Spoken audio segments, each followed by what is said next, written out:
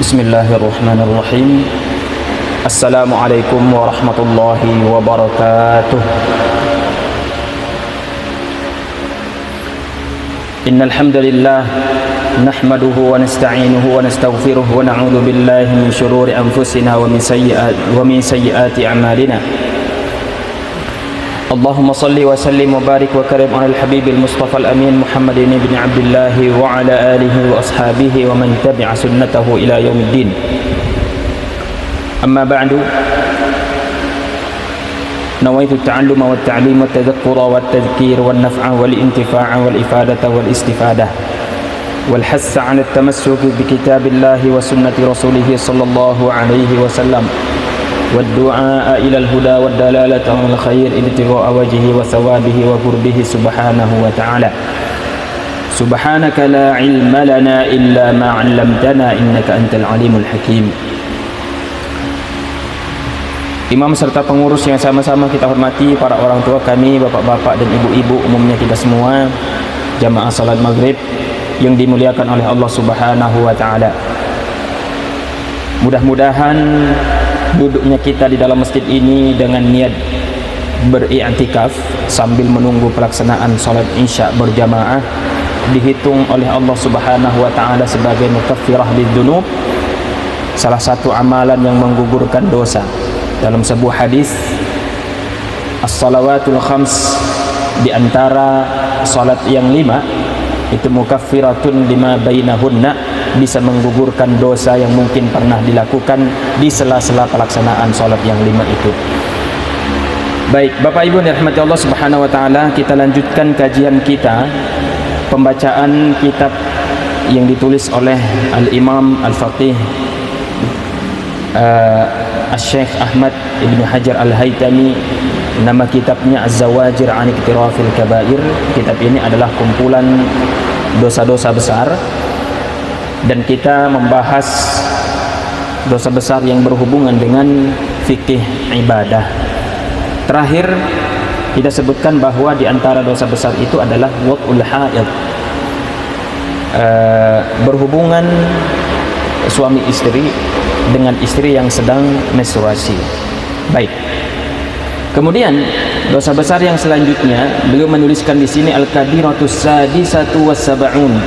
Dosa besar nomor 76, yaitu ta'ammudu tarkis shalah, dan kita gabungkan dengan yang sesudahnya yang nomor 77, ta'ammudu ta'khiris shalah an waqtiha atau taqdimiha alaih.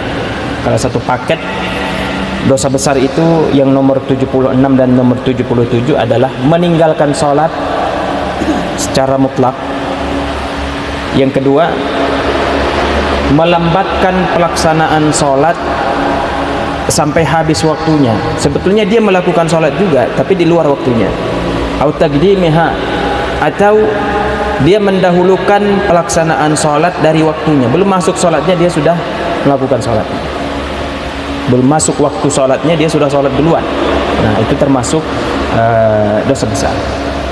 Baik, Bapak Ibu dirahmati Allah Subhanahu wa Ta'ala, kita ketahui bahwa sholat ini, sholat yang 5 waktu, merupakan salah satu hal yang asas dalam agama Islam. Bahkan Allah Subhanahu wa Ta'ala di dalam Al-Quran berfirman menceritakan tentang penduduk api neraka yang bukan orang Islam. Ya, kenapa mereka dimasukkan ke dalam api neraka? Masalakakum fi saqar.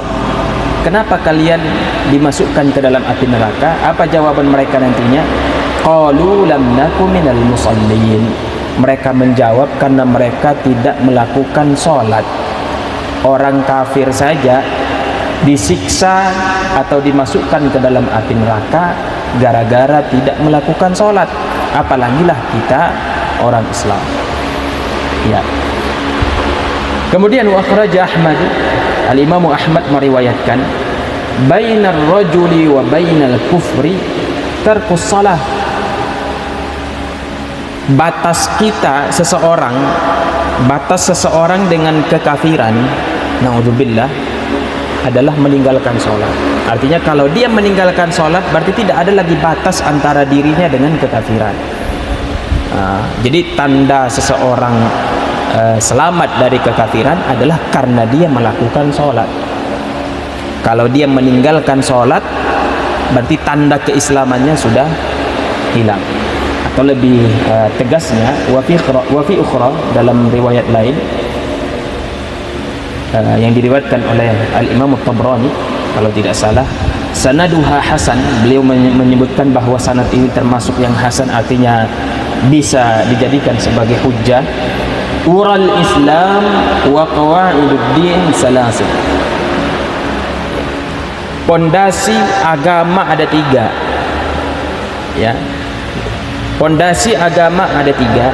Alaihinna usul Islam, di atas pondasi itulah terbangun agama Islam itu. Man taraka wahidatan minhunna fahuwa biha kafirun halalud dam. Siapa yang meninggalkan salah satu dari pondasi itu, maka dia tergolong sebagai orang kafir. Ya. Halalud dam, sebetulnya sudah halal darahnya untuk dibunuh. Ini berarti sudah sangat fatal sekali nih. Apa itu? Syahadatu an la ilaha illallah, syahadat, kesaksian, pengakuan tidak ada Tuhan yang disembah secara hak melainkan Allah Subhanahu wa ta'ala. Ya. Jadi kalau syahadat ini diingkari atau ditinggalkan, fahuwa kafirun halalud dam.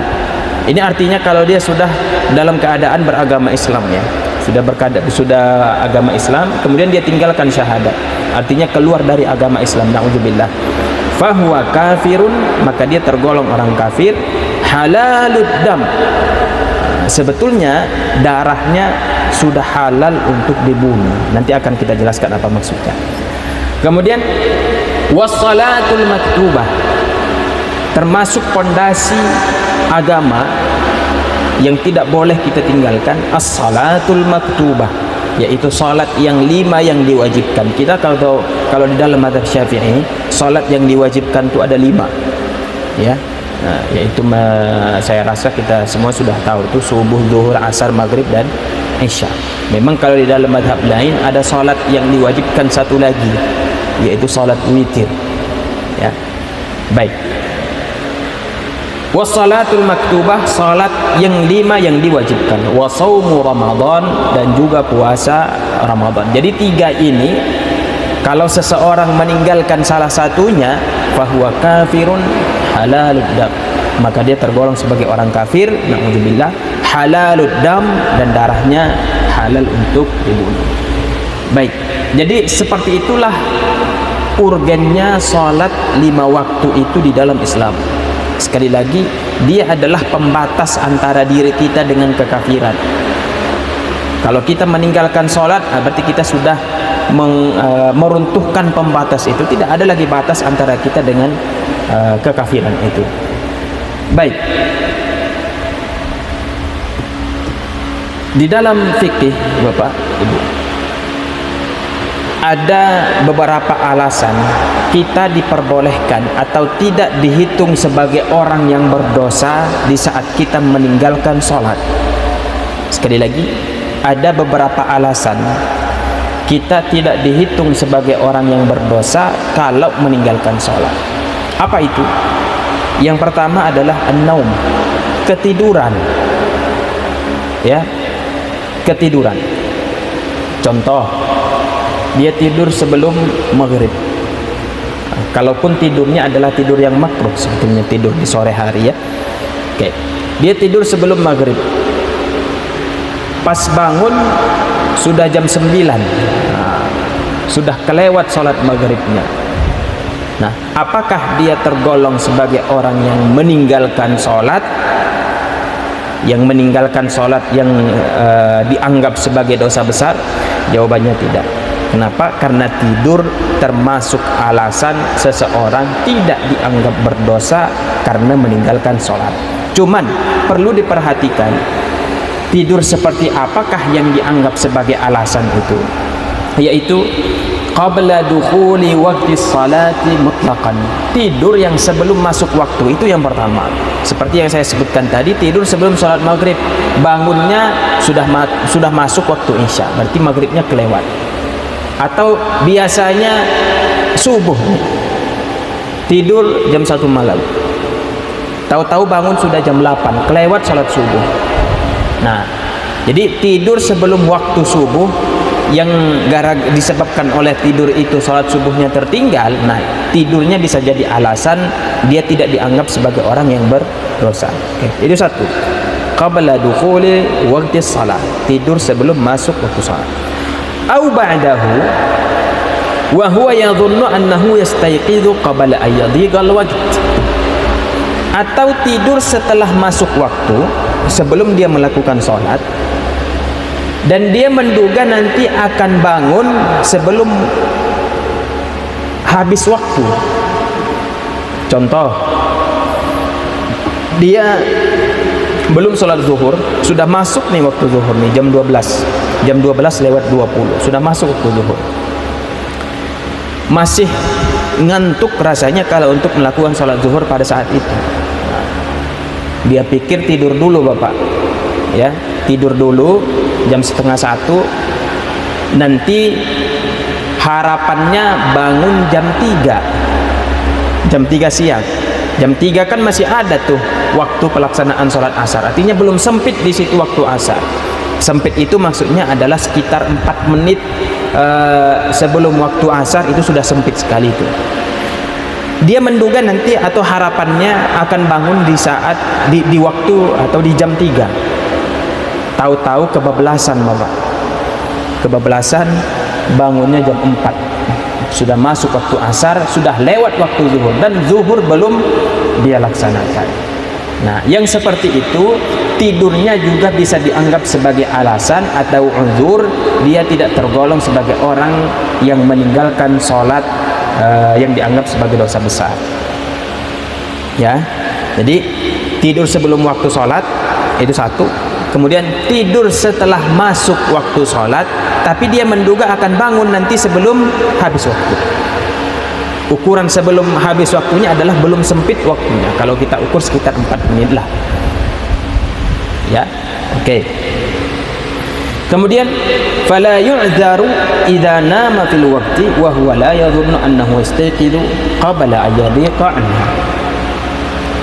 Kalau dia menduga bangunnya justru akan kebablasan, ya, sudah masuk waktu zuhur Bapak, jam 12:30, masih malas rasanya untuk melakukan sholat zuhur karena ngantuk sekali. Dia pikir begini, kalau saya tidur sekarang, ya, bisa jadi akan kebablasan nih, bangunnya bisa jadi jam 5. Mungkin malamnya dia begadang, ya, sehingga siangnya tuh butuh waktu tidur yang lama. Ya, jadi kalau dia menduga bahwa dia akan bangun di waktu yang sempit atau sudah kelewat waktunya, maka tidurnya tidak dianggap sebagai uzur yang menyebabkan dia tidak tergolong sebagai orang yang berdosa. Artinya kalau dia tidur di saat itu juga, maka dia termasuk orang yang berdosa juga kalau ternyata kebablasan bangunnya. Oke, jadi ada 3 model tidur sebetulnya itu, ya. Tidur sebelum masuk waktu sholat dan ternyata bangunnya kebablasan, nah, maka itu termasuk uzur. Atau tidur setelah masuk waktu sholat dan dia menduga akan bangun cepat, ternyata kebablasan, itu termasuk juga uzur. Yang ketiga, tidur sudah masuk waktu sholatnya dan dia menduga memang akan bangun kebablasan dan ternyata memang kebablasan, terlewat waktunya, nah, maka tidur yang seperti itu bukanlah uzur. Sudah bangun dia Bapak jam 5 subuh, pas waktu azan sudah bangun dia, azan subuh nih di saat jam 5. Nah, tapi dia masih melanjutkan tidurnya. Kalau dia mau melanjutkan tidurnya, disyaratkan dia harus menduga akan bangun cepat sebelum habis waktu. Tapi kalau dia menduga akan setelah melanjutkan tidur nanti akan terlewat sholat subuh, maka tidak boleh lagi dia tidur lagi itu. Ya. Nah, jadi itu penafsiran atau rincian hukum tidur itu bisa jadi alasan untuk meninggalkan sholat. Baik. Jadi yang pertama adalah termasuk udzur meninggalkan sholat tidur. Kemudian yang kedua an-nisyan, lupa, kelupaan waktu sholat, terlalu sibuk melakukan aktivitas sehingga lupa dia waktu sholat. Tapi dengan syarat aktivitas minimal yang diperbolehkan, yang mubah. Contohnya, saking asiknya bapak beraktivitas sehari-hari, yaitu cari nafkah, ya, jualan lah misalkan. Saking sibuknya jualan, lupa kalau sholat zuhur tuh sudah masuk waktu, sudah terlewat pula. Sadar dia sudah jam 4, sudah terlewat waktu zuhur. Maka yang seperti itu ini termasuk udzur juga. Ya, kalau biasa min adatil ulama, termasuk tradisi para ulama. Sebetulnya bukan tradisi, tapi sering terjadi di kalangan para ulama karena sibuknya mutalaah, ya, membaca kitab, berijtihad, muzakarah, ya, di waktu malam, tidak sadar dia matahari sudah terbit dan sudah lewat waktu subuh. Nah, yang seperti ini adalah nisyan, kelupaan waktu sholat yang dianggap sebagai uzur meninggalkan sholat. Artinya tidak dihitung sebagai orang yang berdosa. Tapi yang dua ini, tidur ataupun kelupaan, setelah dia ingat atau setelah dia bangun, dia tetap diwajibkan untuk mengqadha sholatnya yang tertinggal. Jadi siapa yang ketiduran, akhirnya sholatnya tertinggal, maka setelah dia bangun, maka dia diwajibkan untuk mengqadha sholatnya kembali yang terlewat itu. Begitu juga dengan orang yang lupa, lalai dia, lupa waktu sholat zuhur, ternyata sudah masuk waktu asar. Nah, di saat dia ingat di waktu asar itu, nah di situ pula dia diwajibkan untuk mengqadha sholat zuhur yang tertinggal. Jadi itu yang nomor dua, tidur kemudian kelupaan. Kemudian yang ketiga al-jam'u, karena mengumpulkan dua sholat. Dia meninggalkan sholat zuhur, ya, karena ingin dilaksanakan jamak ta'khir bersama sholat asar. Dia meninggalkan sholat maghrib karena dia ingin mengumpulkannya atau menjamaknya dengan sholat isya. Nah, kalau di dalam fikih, sholat yang bisa dijamakkan adalah zuhur asar, zuhur bersama asar, atau maghrib dengan isya. Hanya itu saja sholat yang bisa dijamak. Jadi maghrib, asar dengan maghrib itu tidak bisa dijamak. Subuh dengan isya juga tidak bisa dijamak. Subuh dengan zuhur juga tidak bisa dijamak. Jadi hanya itu saja pasangannya, zuhur asar, kemudian maghrib isya. Sekali lagi, dia meninggalkan sholat zuhur, ingin melaksanakannya bersama sholat asar dengan niat untuk dijamak. Nah, maka ini termasuk uzur juga. Dia tinggalkan sholat maghrib dan dia niatnya untuk menjamaknya bersama sholat isya. Ini termasuk uzur juga. Nah, pertanyaannya Bapak, Ibu, kapan kita diperbolehkan untuk mengumpulkan dua sholat ini? Ya, secara umum kita hanya diperbolehkan mengumpulkan dua sholat zuhur asar maghrib isya itu di saat safar saja, ya, di saat safar, artinya dalam perjalanan. Dan persyaratannya di dalam kitab-kitab fikih itu sangat panjang sekali dijelaskan. Jadi di saat safar, perjalanan kurang lebih sekitar 85 km, ya, dihitung dari batas akhir daerah kita. Jadi kalau misalkan kita Pekanbaru, jadi hitungannya adalah lewat Rumbai, ya. Sudah masuk tol, hitungannya dari situ.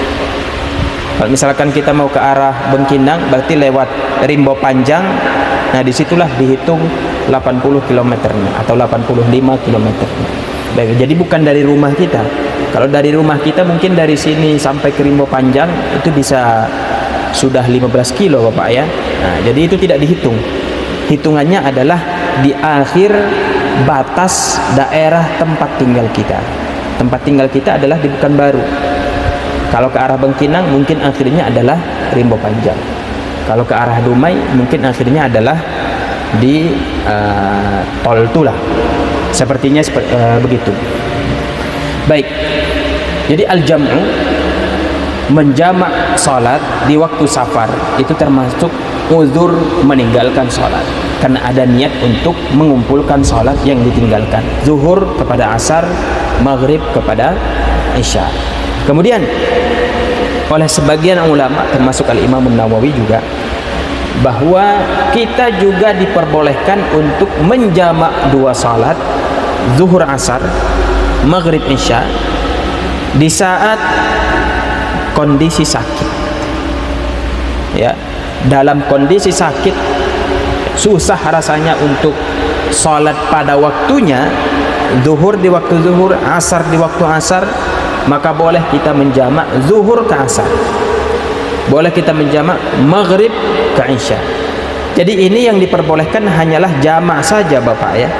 Jamak artinya mengumpulkan.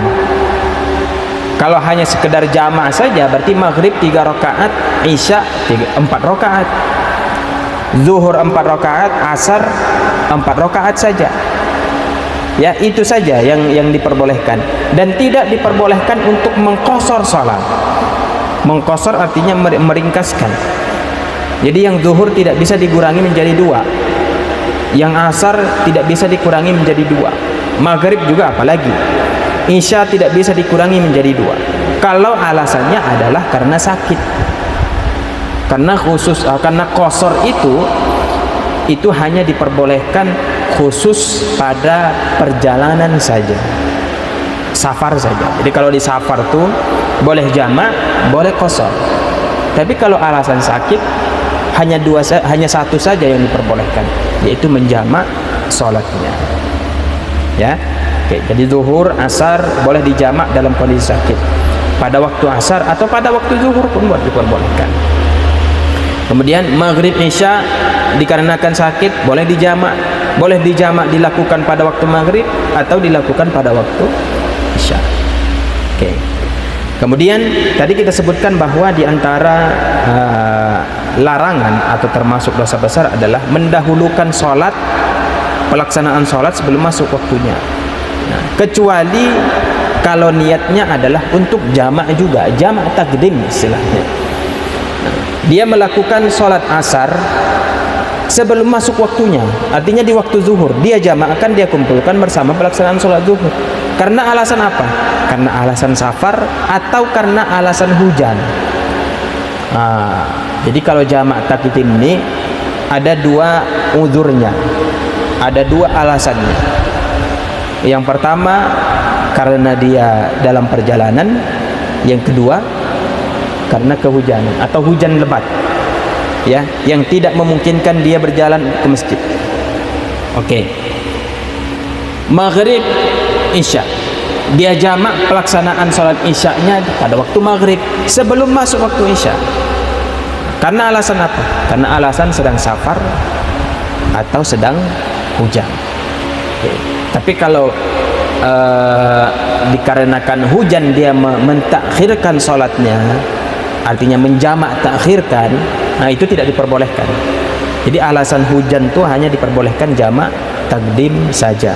Adapun jamak takhir itu tidak diperbolehkan. Oke. Jadi itu adzarus shalah yang ketiga, yaitu tidur, ketiduran, kelupaan, kemudian niat menjamak sholat. Dikarenakan 3 hal tadi, yaitu karena dalam keadaan perjalanan, safar, karena sakit, kemudian dikarenakan hujan yang lebat. Baik. Kemudian alasan kita diperbolehkan untuk meninggalkan sholat, diperbolehkan maksudnya tidak dihitung sebagai orang yang berdosa, adalah al-ikrah. Ada orang yang memaksa kita untuk meninggalkan sholat. Nah, saya rasa kalau di daerah kita yang seperti ini jarang sekali terjadi. Nah, contoh, ada seseorang mengancam kita, naudzubillah, mudah-mudahan tidak terjadi. Kalau kau sholat zuhur sekarang, maka engkau akan kubunuh, katanya. Kalau kau sholat zuhur sekarang, maka engkau akan kubunuh. Nah, itu adalah mengancam nyawa. Kalau kita sholat zuhur di saat itu, maka kita diperbolehkan untuk tidak sholat zuhur untuk menyelamatkan nyawa. Ya, jadi itu termasuk uzur meninggalkan sholat. Nah, ya, jadi ada 4 alasan kita tidak dihitung sebagai orang yang berdosa kalau meninggalkan sholat. Sekali lagi, ketiduran, kelupaan, niat menjamak, kemudian karena ada orang yang memaksa. Baik. Ayah. Ya. Qadha. Ayah. Tadi kita sebutkan saja bahwa 4 alasan ini kita diperbolehkan untuk tidak dihitung sebagai orang yang berdosa karena meninggalkannya. Adapun setelah itu, setelah mampu kita untuk melakukan sholat, artinya sudah bangun atau sudah teringat atau sudah selesai waktu jamak, pas waktu jamaknya, atau sudah tidak dalam kondisi terpaksa lagi, maka kita diwajibkan untuk mengqadha'nya. Seperti itu tadi ya. Nah, bagaimana niatnya? Niatnya sebetulnya niat mengqadha' itu tidak diwajibkan. Niat qadha'nya. Yang penting misalkan ini waktu maghrib nih Bapak. Tadi ada saya kelewatan sholat zuhur misalkan. Saya mau mengqadha' sholat zuhur pada waktu maghrib. Sengaja aku sholat fardu zuhur, itu saja sudah cukup. Usolli fardu zuhri. Jadi yang wajib itu adalah usolli fardu az-zuhri. Adapun usolli fardu az-zuhri 4 raka'atin mustaqbilal qiblah, adaan kalau waktu di luar waktunya berarti qadha'an ya. Qadha'an lillahi ta'ala, itu sudah pelengkapnya saja. Jadi sekali lagi, niat ada atau niat qadha' itu sebetulnya tidak diwajibkan dalam niat sholat. Baik. Jadi silahkan niat qadha'nya seperti apa, yang penting ada usolli fardhu zuhrinya. Kalau zuhur lah yang qadha'. Ya. Baik. Jadi itulah termasuk dosa besar yang dituliskan oleh Syekh Ibnu Hajar Al-Haytami dalam kitab ini, yaitu meninggalkan atau sengaja meninggalkan sholat. Kalau tidak sengaja dikarenakan alasan 4 tadi, maka bukan termasuk dosa besar. Baik. Tadi kita sebutkan bahwa orang yang meninggalkan sholat dengan sengaja, maka dia termasuk orang yang kafir, ya, orang yang kafir dan halal darahnya. Oleh para fuqaha, ini dibahas pada pembahasan hukum pidana, Bapak. Ya. Bagi pemerintah sebetulnya kalau kita mengikut hukum pidana Islam, kalau ada orang muslim yang di bawah kekuasaannya meninggalkan sholat dengan sengaja, maka dilihat dulu dia meninggalkannya itu apakah karena mengingkari kewajiban sholat atau karena malas. Saya rasa kalau kita umat Islam, kalaupun ada yang meninggalkan sholat, itu biasanya alasannya karena malas untuk melakukan sholat. Pasti biasanya dia masih menganggap bahwa sholat itu hukumnya adalah wajib, tidak mengingkari kewajibannya. Nah, kalau dia mengingkari kewajibannya, maka itulah yang tergolong sebagai orang kafir. Berarti dia sudah tidak percaya Islam namanya itu. Dia mengatakan bahwa sholat zuhur itu hukumnya tidak wajib. Nah, berarti sudah keluar dari agama Islam itu. Ya. Nah, jadi ada orang tidak sholat karena mengingkari kewajiban sholat itu, itulah yang tergolong sebagai orang yang kafir. Kemudian kalau dia meninggalkan sholat dikarenakan alasan malas saja, ya, maka bagi pemerintah itu sebetulnya dituntut untuk memintanya bertaubat. Ini yang tidak kita terapkan. Ya, sekali lagi bagi pemerintah sebetulnya diwajibkan untuk meminta orang yang meninggalkan sholat itu agar bertaubat segera. Kalau tidak segera bertaubat, maka dia harus dihukum. Hukumannya Bapak Ibu tidak tanggung-tanggung, penggal kepala. Ya, itulah hukuman bagi orang yang meninggalkan sholat dikarenakan malas, kalau tidak mau bertaubat. Tapi sekali lagi, ini yang menerapkan adalah pemerintah, bukan kita. Kalau kita yang bukan pemerintah, yang tidak memegang kekuasaan, apa hukuman yang boleh kita berikan kepada orang yang meninggalkan sholat? Hukumannya adalah ajak dia ke masjid untuk sholat. Ya, meskipun pemerintah berhak untuk menghukumnya, bukan berarti kita juga boleh untuk menghukumnya, tidak. Ya, kita hanya diperbolehkan untuk mendakwahkan saja dan juga mengajaknya untuk sholat. Nah, jadi sekali lagi, orang yang meninggalkan sholat ini, itu dosanya bukan, istilahnya bukan kaleng-kaleng dosanya itu dosanya dosa besar. Kalau dia meninggalkannya dikarenakan dia memang betul-betul mengingkari kewajiban sholat, nah hati-hati, dia sudah tergolong sebagai orang yang kafir. Na'udzubillah, na'udzubillah. Oke. Kalau dia meninggalkan sholat karena malas dan sudah dimintai atau diajak untuk bertaubat masih tidak mau taubat, nah itu juga sebetulnya oleh pemerintah diperbolehkan untuk menghukumnya. Tapi mungkin karena ini tidak diterapkan, alhamdulillah sekarang tidak ada yang dipenggal kepalanya gara-gara meninggalkan sholat. Baik. Dan kita sebagai orang Islam yang mengakui kewajiban sholat harus paham kita itu, dan itu menjadi kewaspadaan bagi kita. Jangan sekali-kali kita berani untuk meninggalkan sholat. Kemudian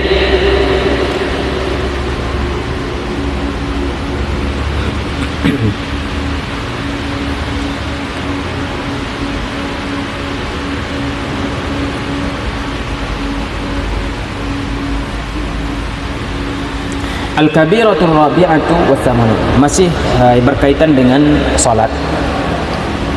Apa kata beliau? Al-kabiratul rabi'atu wa thamanun, dosa besar yang nomor 84. Ini kita skip saja. Yang sebelumnya, al-mururu baina yadayil musalli, lewat di depan orang yang salat, yang sedang salat. Dosa besar yang nomor 84 adalah al-mururu bainal musalli, salat di depan orang yang melewati di depan orang yang sedang salat, artinya melintas di depan orang yang salat. Baik. Akhraj asy-syaikhan wa ashabus sunan. Al-Imam Al-Bukhari wa Muslim meriwayatkan, dan juga ashabus sunan. Law ya'lamul maru baina yadayil musalli ma da'a alaihi lakana ay yaqifa 40 khairan lakana ay yaqifa 40 khairan lahu min ay yamurra baina yadayhi. Nabi sallallahu alaihi wa ala alihi wasallam bersabda, kalau seandainya orang yang mau melintas di depan orang yang sedang sholat tahu apa siksaan yang akan diberikan kepadanya, dia akan memilih untuk diam selama 40 tahun. Itu lebih baik baginya daripada dia melewati di depan orang yang sedang sholat.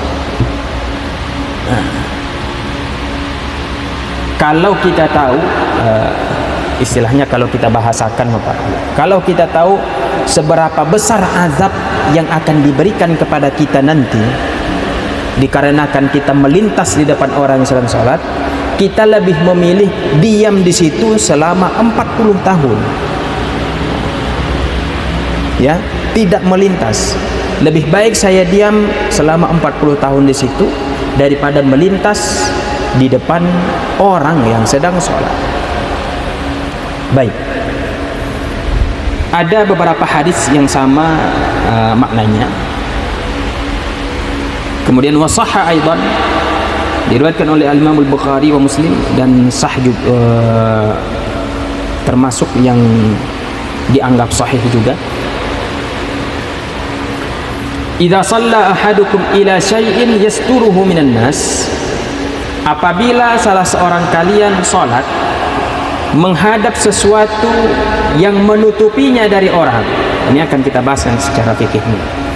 Dia menghadap sesuatu yang menutupinya dari orang. Fa arada ahadun ayyajtaza baina yadihi. Lalu ada orang lain yang ingin melintas di depannya. Falyadfa fi nahri, maka hendaklah dia menolaknya, artinya melarangnya.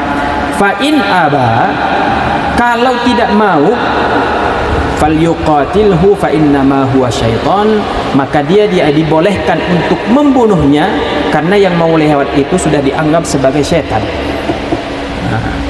Oleh karena inilah Syekh Ibnu Hajar Al-Haytami menyebutkan bahwa melintas di depan orang yang sedang sholat itu bukan dosa kecil, tapi dosa besar. Kenapa? Karena sudah halal darahnya dan diperbolehkan untuk dibunuh. Nggak tanggung-tanggung juga nih Bapak. Kita sedang sholat nih, ya, tapi syaratnya nanti harus dengan sutroh, ya. Lalu ada orang yang ingin lewat di depan kita, maka kita dianjurkan untuk melarangnya. Kalau dia masih tidak mau dilarang, artinya masih ingin melewat di depan kita, maka kita diperbolehkan untuk membunuhnya. Nggak tanggung-tanggung, sudah halal darahnya. Kata Nabi, fa innama huwa syaitan, karena dia hanyalah seorang syaitan, sudah dianggap sebagai syaitan. Baik, Bapak Ibu rahmati Allah Subhanahu wa taala, di dalam salat apapun kita dianjurkan dan disunnahkan kalau di dalam mazhab Syafi'i untuk menghadap sesuatu yang namanya adalah sutroh, bahasa fikihnya. Baik, apa aja sesuatunya itu? Wa huwa indana jidarun. Yang pertama adalah dinding. Dinding au amud, atau tiang, au ason, atau semisal tongkat. Jadi Bapak Ibu, kalau kita mau sholat sebetulnya kita dianjurkan untuk menghadap dinding. Kalau tidak ada dinding, tiang. Kalau tidak ada tiang, semisal tongkat. Nah, seperti apa namanya nih, tripod tuh sepertinya itu sudah bisa dianggap sebagai tongkat, ya. Nah, atau satir kita yang menutupi batas tempat sholat wanita itu termasuk satir atau sutroh namanya. Jadi kita dianjurkan untuk sholat menghadap itu, tiang, dinding, atau semisal tongkat. Oke. Kemudian fa'in ajaza, kalau yang mendekati tiang, mendekati dinding, atau mendekati semisal tongkat itu sudah penuh misalkan softnya, yang ada cuma soft tengah saja, basaqa musallan, dia dianjurkan untuk membentangkan sajadah. Jadi sajadah tuh itu sutroh posisi kedua sebetulnya, ya. Posisi pertama adalah dinding atau tiang atau ason tadi, tongkat. Kalau tidak sanggup karena misalkan tempatnya sudah penuh, maka basaqa musallan, dia bentangkan sajadah. Sekali lagi, membentangkan sajadah itu posisi kedua. Kemudian fa in ajaza, kalau dia tidak punya musallan, sajadah, khattan tulan ayyaminihi aw yasari, dia buat penggaris di sebelah kanan atau sebelah kirinya memanjang, ya. Oke.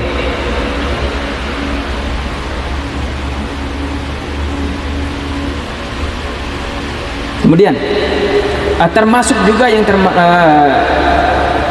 yang di posisi pertama, au mata'in yajma'uhu, atau barang-barang yang dia kumpulkan. Misalkan dia punya tas, Bapak, dia punya tas atau punya buku-buku, dia taruh di depannya, itu sudah bisa dianggap sebagai sutroh. Intinya Bapak Ibu, sholat kita dianjurkan untuk menghadap sutroh. Apa sutrohnya? Dinding atau tiang atau tongkat tadi, atau barang-barang yang kita bawa. Kalau tidak bisa atau kalau tidak ada, maka sajadah, ya. Kalau tidak ada, baru kita buat penggaris. Nah, itulah yang dianggap sebagai sutroh. Kalau tidak ada salah satu dari yang tiga, maka dia berarti sholat tanpa sutroh. Kalau dia sholat tanpa sutroh, maka orang yang melintas di depannya itu bukanlah termasuk orang yang halal darahnya untuk dibunuh. Kenapa? Karena tadi kita bacakan hadisnya Bapak ini. Idza shalla ahadukum ila syai'in yasturuhu minan nas. Apabila kalian salat menghadap sutroh, kemudian ada orang lain yang ingin melintas, maka orang yang ingin melintas itu kita anjurkan untuk melarangnya. Kalau tidak mau juga, maka halal darahnya. Tapi dengan syarat kita sholat menghadap sutroh. Tapi kalau kita sholatnya tidak menghadap sutroh, ya, maka kalau ada orang yang melintas di depan kita, kita justru tidak diperbolehkan untuk melarangnya. Apa kata beliau di sini?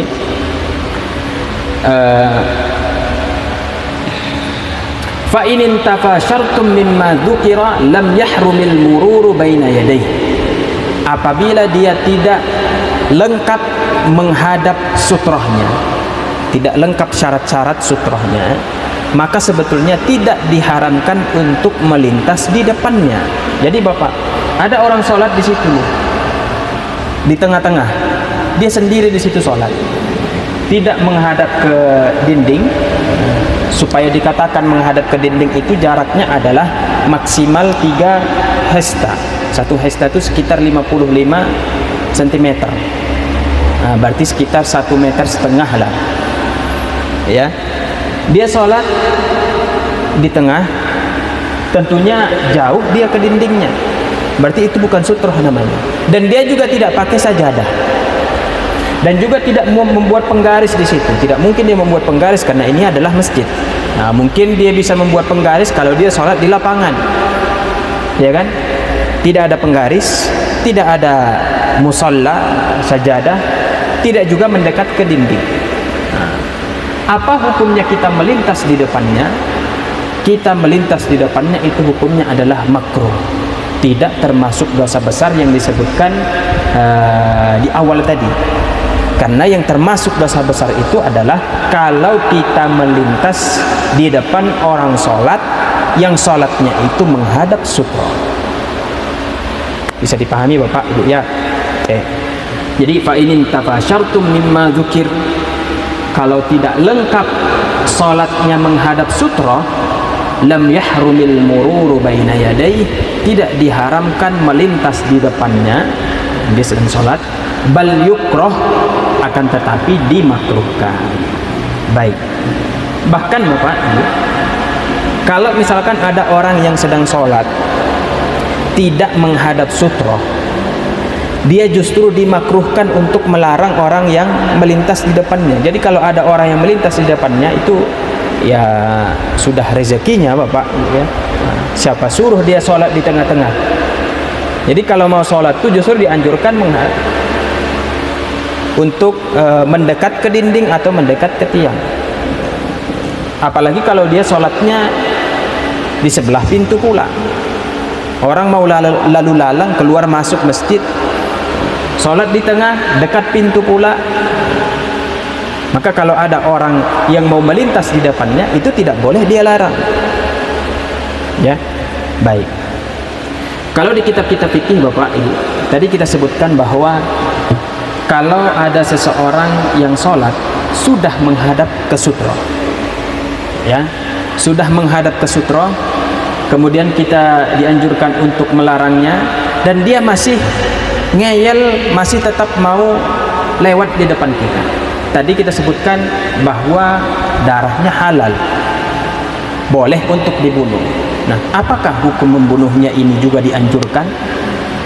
Jawabannya tidak. Ya. Jadi kalaupun kita boleh membunuhnya, tidak dianjurkan kita untuk membunuhnya. Jadi kalau misalkan kita sudah melarangnya dan dia juga masih mau lewat di depan kita, maka silahkan saja dia lewat. Tidak sampai kita dianjurkan untuk memukulnya. Ya.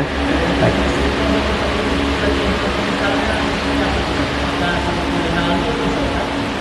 Ya, jadi kalau misalkan dia, ini ada yang belum kita bacakan tadi Ustaz ya.